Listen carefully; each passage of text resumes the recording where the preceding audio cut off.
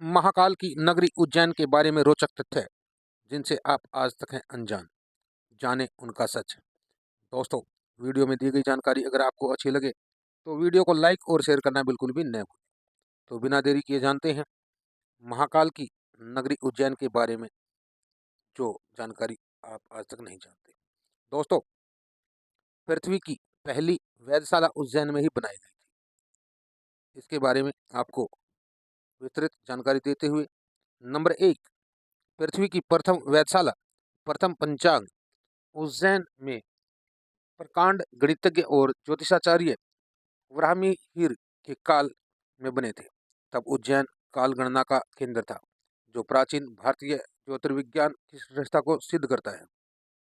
Number 2, वैदिक वैदिक उपकरणिका विधि और आधुनिक विज्ञान दोनों ही मानते हैं कि आदि पदार्थ धूल मेघ से ही सृष्टि की उत्पत्ति हुई है।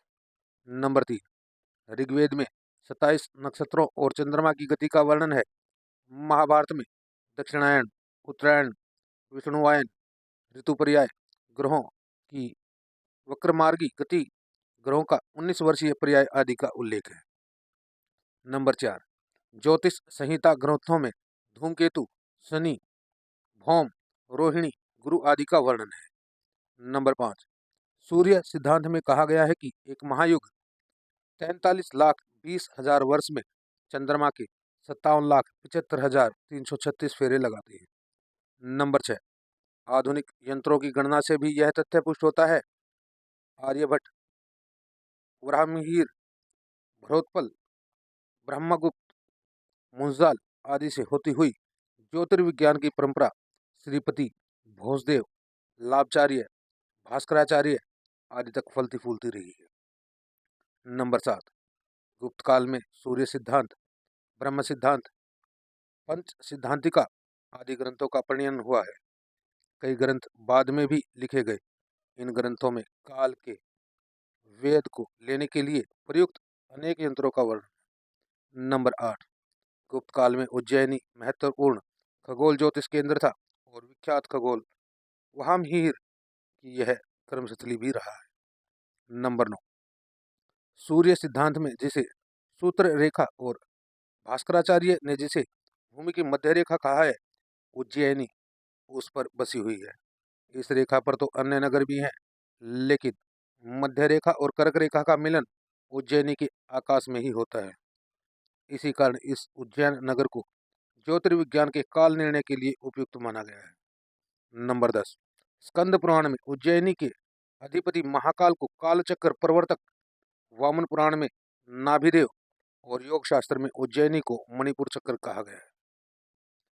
नंबर 11, कुछ विद्वानों का यह भी अनुमान है कि उज्जैनी की केंद्रीय भौगोलिक स्थिति के कारण ही महाकाल की स्थापना प्रतीक के रूप में की गई और ज्योतिर्लिंग को शंकु स्थान मानकर काल गणना का क्रम प्रारंभ किया होगा।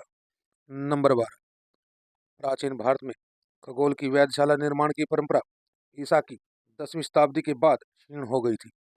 नंबर 13, 18वीं शताब्दी में जयपुर के महाराजा जयसिंह जो कि खगोल विज्ञान में विशेष रुचि रखते थे, जयसिंह ने प्राचीन यंत्र परंपरा को जीवित कर संपूर्ण भारत में 5 वेधशालाओं का निर्माण कर उन्हें विभिन्न यंत्रों से सुसज्जित किया।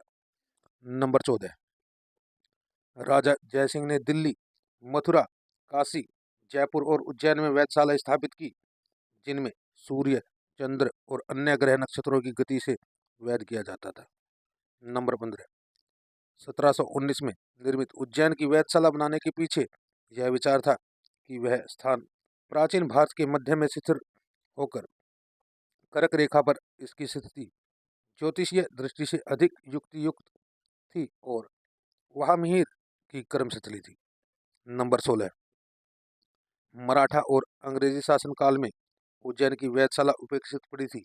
सन 1904 में मुंबई में आयोजित ज्योतिष सम्मेलन में इसे सक्रिय करने का निर्णय लिया गया। नंबर 17, इस सम्मेलन की अध्यक्षता लोकमान्य बाल गंगाधर तिलक ने की थी।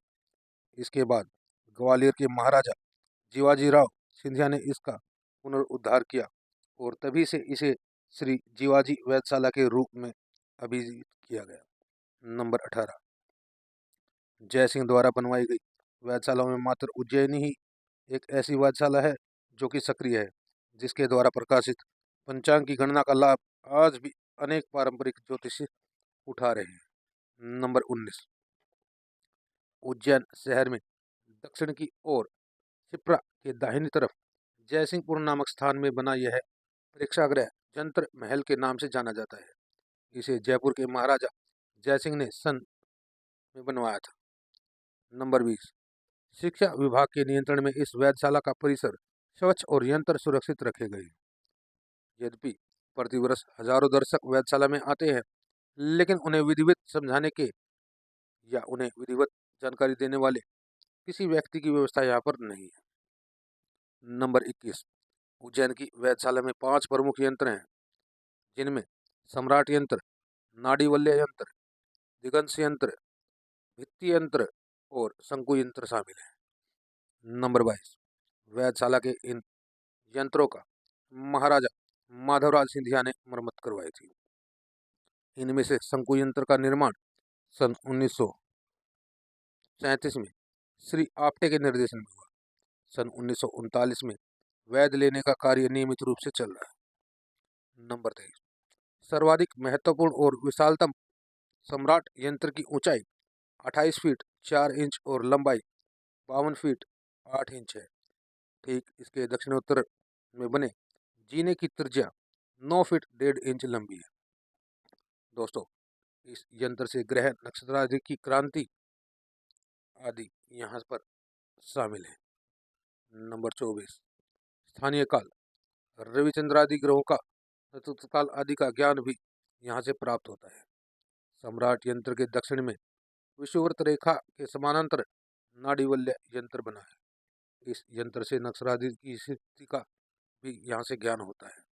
नंबर 25, नाड़ीवल्य यंत्र के निकट की दिगंश यंत्र है। इस यंत्र में 4 फीट 4 इंच के स्तंभ पर 4 फीट लंबा लोहे का पाइप तथा वृत्ताकार प्लेट लगी हुई है। नंबर 26, दोस्तों, मध्यवती सलिया पर श्री आपटे ने एक तूर्य यंत्र लगाया है। इस यंत्र का उपयोग तिथि को या तिथि का वैध लेने के लिए किया जाता है। नंबर 27, दक्षिणोत्तर दिशा में यामोत्तर भित्तीय यंत्र बनाया गया है। इसकी ऊंचाई 24 फीट 3 इंच और चौड़ाई 24 फीट 7.5 इंच है। दीवार के पूर्वी भाग में ऊपर 20 फीट 2 इंच के अंतर से 2 कीलें लगी हैं। इससे सूर्य के नतांश, ग्रहों की क्रांति और वक्री मार्ग गति का ज्ञान होता है। नंबर 28, शंकु यंत्र। शंकु यंत्र 11 फीट त्रिज्यामित चक्राकार है। केंद्र में 4 फीट लंबा शंकु है। इससे सूर्य केंद्र की दिगंश, उन्नतांश का ज्ञान तथा सूर्य की राशि स्थिति का भी ज्ञान होता है। नंबर 29, इनके अतिरिक्त यहाँ दुर्वीक्षण यंत्र भी लगाया गया है, जिससे शनि का वलय, शुक्र क्लाय एवं गुरु के उपग्रह नजर आते हैं। नंबर 30, एक कक्ष में नक्षत्रालय है, जहाँ आकाशीय तारों की स्थिति का दिग्दर्शन कराया जाता है। यहाँ मौसम विभाग द्वारा वायु सूचक यंत्र, वायुगति यंत्र, थर्मामीटर, बैरोमीटर आदि भी लगाए गए। नंबर 31, प्रसिद्ध गणितज्ञ डॉक्टर घनश्याम पांडे ने उज्जैनी में हुए अपने व्याख्यान में प्रामाणिक रूप से यह दावा किया है कि इस धरती पर पहली वेधशाला उज्जैन में बनी थी। नंबर 32, वराह मिहिर अपने काल के सर्वाधिक प्रसिद्धि प्राप्त ज्योतिषार्थी ही नहीं बल्कि सफल राजनीतिज्ञ और राजाधिकारी भी रहे हैं। नंबर 33, विक्रमादित्य के नवरत्नों में कालिदास के ठीक नीचे उनका स्थान आता था और विक्रमादित्य के मंत्रिमंडल में भौतिक एवं जनहित विभागों को उनके जिम्मे छोड़ा गया था।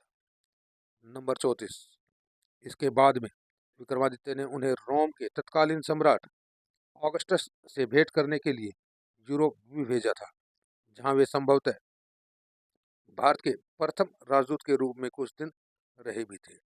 नंबर 35, वराह मिहिर रचित ग्रंथों में सर्वाधिक ख्याति प्राप्त संभवतः बृहत संहिता ही है, जो न केवल एक ज्योति ग्रंथ है बल्कि जिसके द्वारा हम तत्कालीन लोक जीवन की मधुर झांकियां भी देख सकते हैं। उसमें भूगोल, खगोल, वायु विज्ञान, ऋतु विज्ञान, अग्नि विज्ञान, राज विज्ञान, वर्षा विज्ञान एवं पदार्थ विज्ञान आदि जनोपयोगी विषयों पर पूरा प्रकाश डाला गया है। इतने विस्तृत एवं चतुर्मुखी चर्चायुक्त दूसरे किसी भी ग्रंथ का मिलना मुश्किल है। तो दोस्तों, अगर वीडियो में दी गई जानकारी आपको अच्छी लगी है तो वीडियो को लाइक और शेयर करना बिल्कुल भी न भूलें। बहुत जल्द मिलेंगे ऐसी ही नई रोचक जानकारी नई वीडियो के साथ। तब तक के लिए आप सभी को हाथ जोड़कर इस पंकज कुमार की राम राम।